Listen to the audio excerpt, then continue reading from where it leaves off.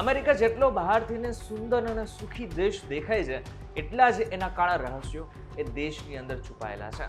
Epstein file, આ નામ કદાચ તમે આજકાલ ખૂબ સાંભળતા હશો. 19 ડિસેમ્બરે જ એપ્સ્ટીન ફાઇલ્સ બહાર પડી ચૂકી છે, જેની અંદર ઘણા બધા અબજોપતિઓના નામ પણ સેક્સ સ્કેન્ડલમાં આવ્યા છે. મહત્વની વાત તો એ છે કે આની અંદર અમેરિકાના રાષ્ટ્રપતિ ડોનાલ્ડ જે ટ્રમ્પનું નામ પણ સામેલ છે. પરંતુ આ એપ્સ્ટીન ફાઇલ શું છે એ આપણામાંથી ઘણા બધા લોકોને ખબર પણ નહીં હોય, કારણ કે અમેરિકાની છે અને આપણે એટલા બધા રસ પણ નથી દેતા હોતા. પરંતુ આ એપ્સ્ટીન ફાઇલ શું છે, એની અંદર કોનું નામ સામેલ છે, શા માટે થઈને અત્યારે જ આ ફાઇલ ખોલવામાં આવી છે, આ બધું જ જો તમારે જાણવું હોય ને તો ધ્યાનથી સાંભળજો. હું તમને એક વાત કહું.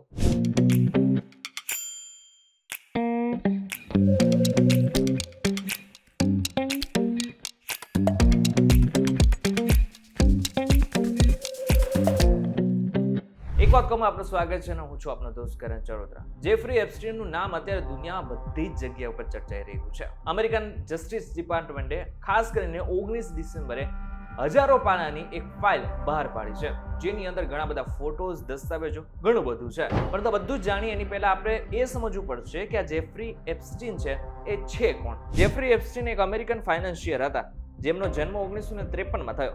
તેઓ શરૂઆતમાં શિક્ષક હતા, પછી બેન્કિંગમાં આવ્યા અને અબજોપતિ અચાનક જ બની ગયા. તેઓ પ્રખ્યાત થયા કારણ કે તેમના અનેક રાજનેતા, વેપારી, વૈજ્ઞાનિકો અને સેલિબ્રિટી સાથે એમના સંબંધો હતા, જેમ કે Bill Clinton, Donald Trump, Prince Andrew, Bill Gates વગેરે. પરંતુ તેમની અસલ કુખ્યાતિ તેમના ગુનાઓથી થઈ. આ જેફરી એપ્સ્ટીન હતા એ અત્યારે સુધી તમે જે સાંભળ્યું કદાચ તમને થતું હશે કે બહુ સારો માણસ છે, પૈસાદાર છે, પરંતુ એ મોટો ગુનેગાર હતો. તમને જણાવી દઉં કે જે એપ્સ્ટીન હતો એ ખાસ કરીને નાબાલિગ યુવતીઓ સાથે એનું શોષણ કરતો, સેક્સ સ્કેન્ડલમાં એને ફસાવતો. આની સાથે એમના જેટલા પણ મિત્રો છે એની સાથે એ શેર પણ કરતો. તેમની પાસે પ્રાઇવેટ જેટ અને ખાનગી ટાપુઓ પણ હતા, જેનો ઉપયોગ તેઓ આ કામ માટે કરતા. હવે આ બધી જ વસ્તુ જાજો સમય સુધી ચાલી નહીં. 2008માં એની ધરપકડ કરવામાં આવી, પરંતુ આ ધરપકડ માત્ર 13 મહિના સુધી ચાલી, એટલે કે 13 મહિના જ તે જેલમાં રહ્યો. આ બાદ તે ફરી એકવાર છૂટી ગયો. જો કે 2019માં ફરી એકવાર ડઝનેક વિક્ટિમ્સ હતા, એને ફરીથી એકવાર આ વ્યક્તિ ઉપર કેસ કર્યો અને આ બાદ તે જેલ હવાલે ફરીથી એકવાર થઈ ગયો. પરંતુ આપણે બધા જ લોકોએ એપ્સ્ટીન ફાઇલ્સ નામનો શબ્દ અત્યારે આજકાલ સાંભળી રહ્યા છે. તો આ એપ્સ્ટીન ફાઇલ શું છે? એપ્સ્ટીન ફાઇલ એ FBI અને DO છે, એટલે કે ડિપાર્ટમેન્ટ ઓફ જસ્ટિસના તપાસના દસ્તાવેજો છે, જેમાં હજારો પેજીસ, ફોટાઝ, વિડીયોઝ, ફ્લાઇટ લોગ્સ અને વિટનેસ સ્ટેટમેન્ટ છે. આમાં એપ્સ્ટીનના ગુનાઓની વિગતો, તેમના સંબંધો અને તપાસના રિપોર્ટ છે. હવે એક બીજો પ્રશ્ન, 2019નો આ કેસ છે, તો 2025માં શા માટે થઈને આ ફાઇલ અત્યારે ખુલી છે? તો તમને જણાવી દઉં 2025માં જ એક એક્ટ બહાર પાડવામાં આવ્યો હતો, જેનું નામ છે એપ્સ્ટીન ફાઇલ્સ ટ્રાન્સફર એક્ટ, જેને પ્રેસિડેન્ટ ડોનાલ્ડ ટ્રમ્પે નવેમ્બરમાં સાઇન પણ કર્યો. આ કાયદા મુજબ 19 ડિસેમ્બર 2025 સુધીમાં તમામ ફાઇલ્સ જાહેર કરવાની હતી. આ કાયદો બંને પાર્ટીઓના સાંસદો જેમ કે કેરો ખન્ના અને થોમસ મેસીએ પાસ કરાવ્યો હતો, કારણ કે વર્ષોથી વિક્ટિમ્સ અને જનતા માંગ કરી રહી હતી. હવે ફાઇલ્સનો સૌથી મોટો અને સૌથી મહત્વનું પેજ, એટલે કે આની અંદર કયા કયા અબજોપતિઓના નામ છે. કદાચ હું જે બોલવા જઈ રહ્યો છું એ નામ કદાચ સાંભળશો તો કદાચ તમને વિશ્વાસ નહીં આવે, પરંતુ એ લોકોના નામ આની અંદર સામેલ છે. હવે બીજી એક મહત્વની વાત, જ્યારે આ બધા જ લોકોના હું નામ બોલી રહ્યો છું, એનો મતલબ સીધે સીધો એવો નથી કે આ બધા જ લોકો ગુનેગારો છે. આ લોકોના ફાઇલમાં નામ છે, એનો મતલબ સીધો એવો નથી થતો કે એ લોકો ગુનેગારો છે અથવા તો એ લોકો સેક્સમાં ક્યાંક ને ક્યાંક ફસાયેલા છે. હવે તેમાં સૌથી પહેલું નામ આવે છે બિલ ક્લિન્ટન, એટલે કે પૂર્વ અમેરિકન પ્રેસિડેન્ટ. સૌથી વધુ ફોટા છે, પૂલમાં છે, હોટ ટબમાં છે, એપ્સ્ટીન સાથે પણ છે. બીજું છે ડોનાલ્ડ જે ટ્રમ્પ, એટલે કે અત્યારના અમેરિકાના પ્રેસિડેન્ટ. થોડા ફોટા છે, ઉલ્લેખ પણ છે, પરંતુ ખૂબ ઓછા.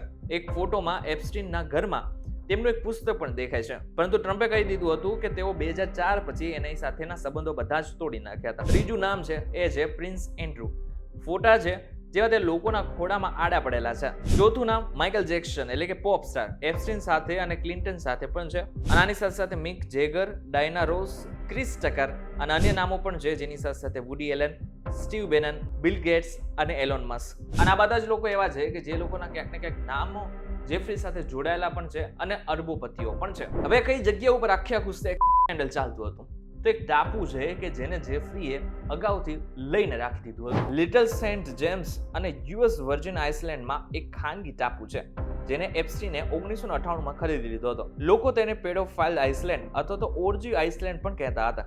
અહીં એપ્સ્ટીન નાબાલિગ છોકરીઓને લાવીને શોષણ કરતો હતો, તેમના મહેમાનો સાથે પાર્ટીઓ કરતો હતો વિક્ટિમ્સના જણાવ્યા મુજબ અહીં ગુનાઓ થતા હતા.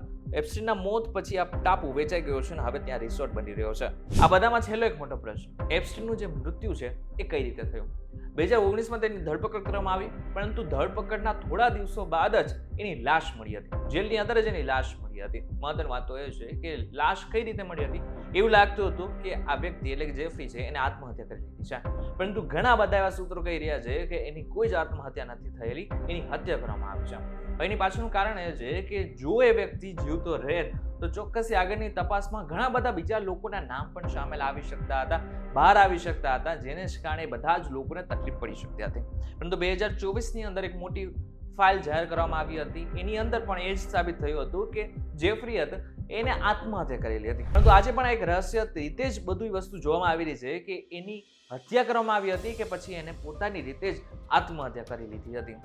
તો આ કેટલી કઈ વાતો છે કે જે સમજવા જેવી હતી. અને બીજી બાજુ જોવા જઈએ તો અમેરિકાને આપણે કેવી રીતના જોઈએ છીએ? મોટો દેશ છે, ખૂબ સુખી દેશ છે અને આની સાથે ઘણી બધી સારી રીતે જોઈએ છે.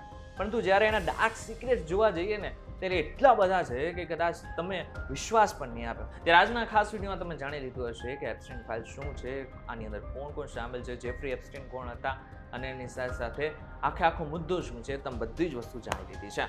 ત્યારે આ વિડીયો પસંદ આવે તો તમારા મિત્રો સાથે શેર કરી નાખજો. વિડીયો પસંદ આવે તો વિડીયો લાઈક કરી નાખજો, શેર કરી નાખજો. તમારા જે વિચારો હોય અમને જરા કોમેન્ટ કરીને ચોક્કસ કહેજો. ફરીથી મળીશું એક નવા વિડીયો સાથે, નવા કોન્સેપ્ટ સાથે. ત્યાં સુધી મને રજા આપો. નમસ્કાર.